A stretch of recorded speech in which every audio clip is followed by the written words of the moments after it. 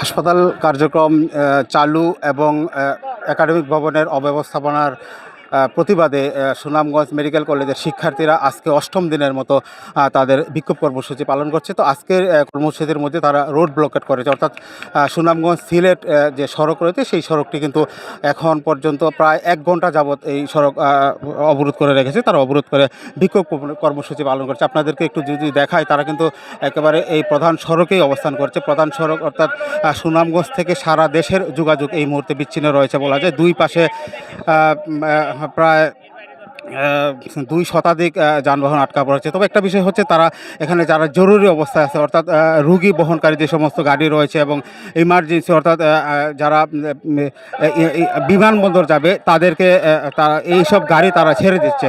তো আমরা ছাত্রদের সাথে কথা বলেছিলাম। তারা শিক্ষার্থীরা যেটা আমাদেরকে বলছেন যে তারা আজকে অষ্টম দিনের মতো তাদের যে আন্দোলন সেটা চালিয়ে যাচ্ছে, কিন্তু এখন পর্যন্ত তারা কোনো সাড়া পাননি প্রশাসনের পক্ষ থেকে বা এখানে লোকাল স্থানীয় প্রশাসন বা মন্ত্রণালয় থেকেও তারা কোনো সাড়া পাননি।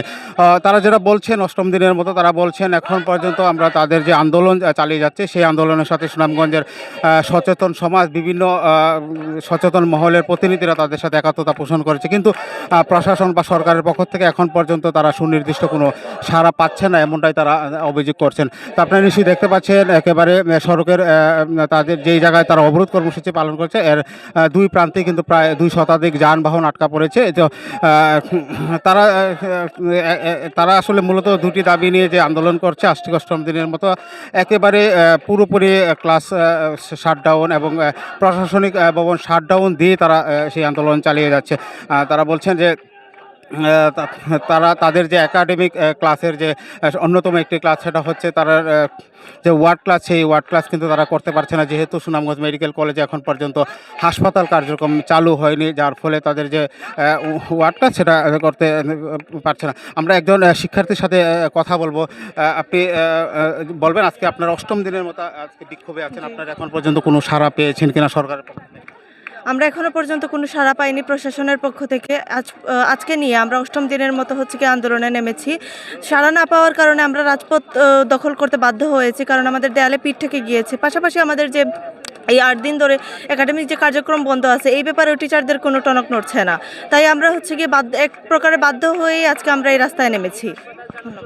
দর্শক শুনছিলেন যেমন শিক্ষার্থীরা বলছেন যে তারা আসলে বাধ্য হয়ে সড়ক অবরোধ করেছেন। তো আরেকটা বিষয় হচ্ছে, সড়কে যারা এই মুহূর্তে আটকা পড়েছে তারাও কিন্তু তাদের যে আন্দোলনের সাথে একাত্মতা পোষণ করছেন। তারা এই যে যারা, যদিও এখানে কিছুটা দুর্ভোগ পোহাতে হচ্ছে, কিন্তু আমরা বেশ কয়েকটা যানবাহনের যে মালিক চালকদের সাথে কথা বলেছি এবং যাত্রীদের সাথেও কথা বলেছি। তারা বলছেন যেহেতু সুনামগঞ্জ স্বাস্থ্যসেবার দিক দিয়ে একটু অবহেলিত একটি জেলা, 250 শয্যাতে বিশিষ্ট হাসপাতাল রয়েছে, এই হাসপাতালের জনবল সংকটের কারণে চিকিৎসা সেবা থেকে ব্যাহত হচ্ছে। সুনামগঞ্জ মেডিকেল কলেজের যে 500 শয্যা বিশিষ্ট হাসপাতাল রয়েছে, এই হাসপাতালটি চালু হলে শুধু শিক্ষার্থীদের যে সুযোগ পাবে সেটা না, সুনামগঞ্জের যে 28 লক্ষ মানুষ, অর্থাৎ হাওর অধ্যুষিত প্রত্যন্ত এই অঞ্চলের 28 লক্ষ মানুষের স্বাস্থ্যসেবা নিশ্চিত হবে, এমনটাই বলছেন। তো যার প্রেক্ষিতে আমরা দেখেছি গতকালকেও যখন তারা সুনামগঞ্জ শহরে তারা আন্দোলন করেছিল, সুনামগঞ্জের সুধীজনরাও তাদের সাথে একাত্মতা পোষণ করেছে। তো আজকেও যদিও অনেক দুর্ভোগ পোহাতে হচ্ছে তাদের এই আন্দোলনের প্রেক্ষাপটে, তারা বেশ 1 ঘন্টা যাবৎ সড়ক অবরোধ করে রেখেছে, কিন্তু যাত্রী সাধারণ এবং চালকরা তারা এই যে তাদের এই যে অবরোধটা তারা মেনে নিচ্ছে এবং তারা বলছেন সরকার অনতিবিলম্বে তাদের দাবি মেনে নিক এবং সুনামগঞ্জ মেডিকেল কলেজে হাসপাতাল কার্যক্রম চালু হোক।